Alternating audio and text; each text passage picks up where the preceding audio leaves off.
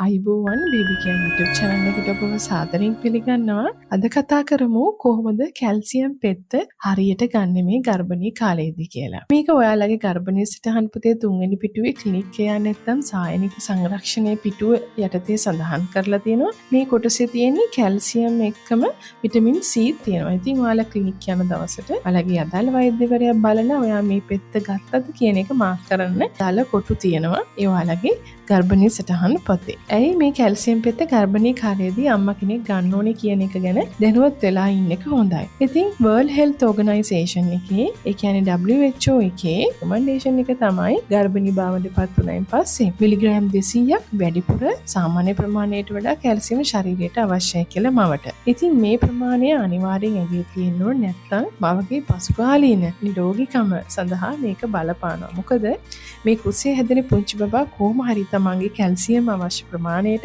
ලබා ගන්නවා අම්මගේ ශරීරයෙන්. අම්මට ඕනේ පිටින් ඒ වැඩිපුර අවශ්‍ය ටික ගත්තාම අම්මගේ සෞඛ්‍යයටත් හොඳයි බබාටත් හොඳයි. ඉතින් අපි බලමු කැල්සියම් ගන්න එක බබාට අවශ්‍ය වෙන්නේ ඇයි කියලා. මේ පුංචි පැටියාගේ අස්ථි වර්ධනය සඳහා ශක්තිමත් දත් සෑදීමට මේ කැල්සියම් අවශ්‍ය වෙනවා. ඉතින් මේ කැල්සියම් අම්මට උන වෙන්නේ ඇයි? අම්මටත් විශේෂයෙන්ම මේ ගර්භණී භාවයෙන් පසුව ජීවිතයේ පසු කාලීන ඇති වෙන ඔස්ටියෝපොරොසිස් රෝගය වැළකීම සඳහා ඒ වගේම ගර්භණී කාලයේදී ඇති වෙන විශේෂ රෝගයක් වෙනවා ප්‍රී එක්ලැම්සියා කියන රෝගය. ඒක ඇති වෙන්නේ අධිරුධිර පීඩනය ඇතිවීමෙන්. ඉතින් මේ ගර්භණී කාලයේදී ඇති වෙන රුධිර පීඩනය වැඩිවීමෙන් හැදෙන මේ රෝග වළක්වා ගැනීම සඳහාත් මේ කැල්සියම් පෙත්ත ලබාගෙන තියෙන එක හොඳයි කියලා තමයි මේ වෛද්‍ය නිර්දේශය වෙන්නේ. ඉතින් අපි බලමු කොහොමද හරියටම මේ පෙත්ත ගන්න කියලා. කැල්සියම් පෙත්ත ගන්න හේතු කිහිපයක් තියෙනවා. එකක් ප්‍රෙග්නන්සි කාලේදී ගන්න ඕනේ. මොකද බබාට ඕන නිසා. අනිත් වෙලාවට තමයි අපි කැල්සියම් පෙත්ත ගන්න ශරීරයේ කැල්සියම් ඌනතාවයක් තිබ්බොත්. දැන් අපිට අදාළ වෙන්නේ දැන් මේ ගර්භණී කාලයේදී කැල්සියම් ගන්නේ මේ අවශ්‍ය පෝෂණය බබාටත් ලැබලා දීලා අම්මගේ ශරීරයේ තේ නිසි පරිදි පවත්වාගෙන යන්න. මේ කැල්සියම් පෙත්ත BOG වෛද්‍යවරු නිර්දේශ කරනවා අම්මලට.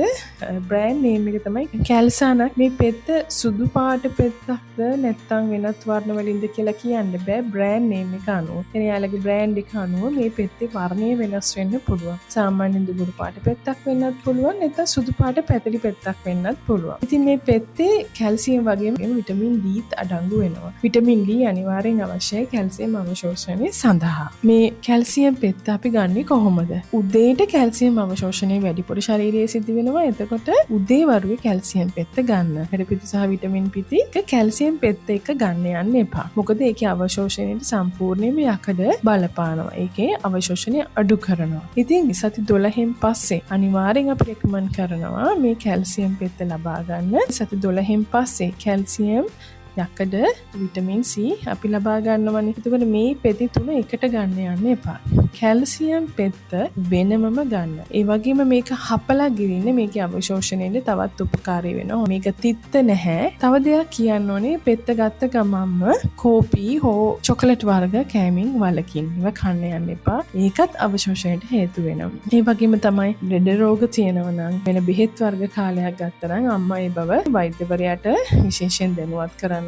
මොකද විවිධ ලෙඩ රෝග වර්ග සහ විවිධ බෙහෙත් වර්ග මේ කැල්සියම් අවශෝෂණය සඳහා බලපානවා. ඒක නිසා ඒ ගැන දැනුවත් කරලා තියන්න ඕනේ. ඉතින් මෙන්න මේ විදිහට නිසියාකාරව කැල්සියම් පෙත්ත ලබා ගත්තාම අම්මත් නිරෝගී බබත් නිරෝගී. එහෙනම් ඊළඟ වීඩියෝ එකකින් හම්බ වෙනකන් සියලු දෙනාම පරිස්සමෙන් ඉන්න. ගිහින් එන්න.